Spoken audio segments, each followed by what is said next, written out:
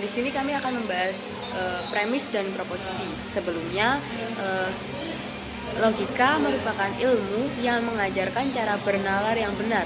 Nah, dan dalam praktiknya, logika ini harus memiliki pengetahuan yang menjadi premisnya terdahulu. Premis-premis di mana logika bergelut merupakan pernyataan dalam bentuk kata-kata yang terdiri dari dua atau lebih proposisi untuk menentukan penarikan kesimpulan, konklusi suatu kajian. Nah, dalam proses konklusi secara tidak langsung telah menggunakan premis-premis yang merupakan bentuk formal dari penalaran deduktif. Premis-premis tersebut ialah premis minor dan premis minor. Premis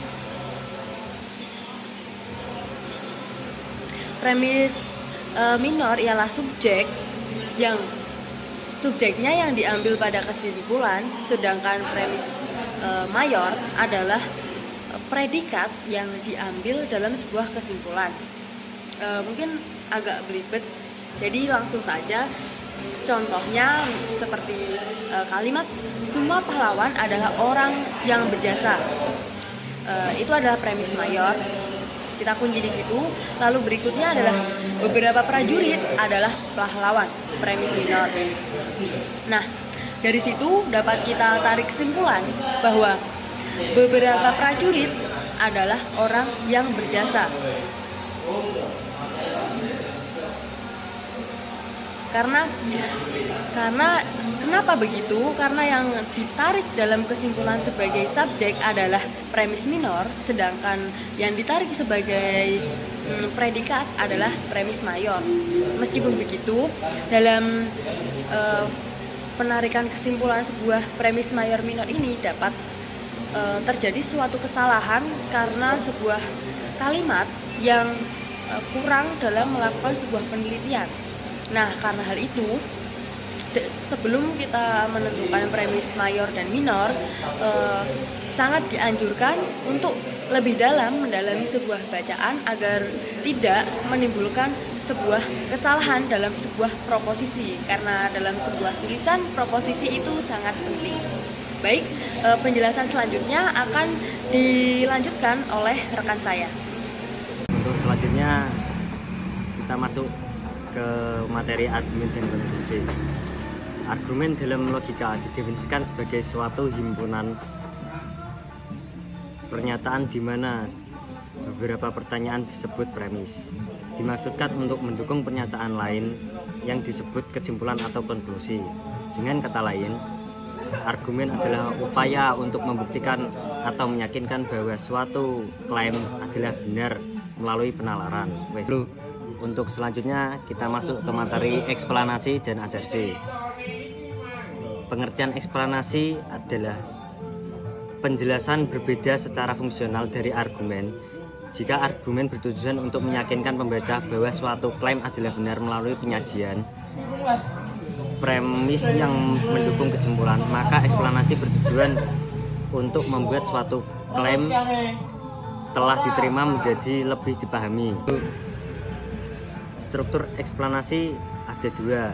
Yang pertama, eksplandum, hal yang dijelaskan, dan yang kedua adalah eksplanas, alasan atau penyebab yang menjelaskan hal tersebut. Contohnya, eksplandum, air mendidih pada suhu 100 derajat Celcius. Sedangkan eksplanas, contohnya, karena pada tekanan atmosfer normal, suhu 100 derajat Celcius adalah titik di mana molekul air memiliki cukup energi untuk mengatasi ikatan antar molekul yang berubah menjadi uap. Selanjutnya, jenis-jenis eksplanasi. Jenis-jenis eksplanasi ada dua. Yang pertama, eksplanasi kasual, yaitu eksplanasi yang menjelaskan suatu kejadian dengan menunjukkan penyebabnya. Contohnya, api menimbulkan asap. Yang kedua ada eksplanasi teologis, menjelaskan dengan merujuk pada tujuan atau fungsi. Contohnya, hati manusia berfungsi untuk memompa darah. Untuk selanjutnya kita lanjutkan ke materi asersi. Apa sih asersi itu? Asersi adalah tindakan menyatakan bahwa suatu proposisi atau pernyataan adalah benar. Dalam logika, asersi bukan hanya sekedar menyampaikan informasi, tapi juga mencerminkan sikap komitmen terhadap kebenaran proposisi yang diutarakan. Untuk berikutnya ada ciri-ciri dari asersi. Asersi berproposisi yang dapat benar atau salah. Misalnya, air dari hidrogen dan oksigen adalah asersi karena dapat diuji kebenarannya. Yang kedua, menyatakan sikap terhadap proposisi.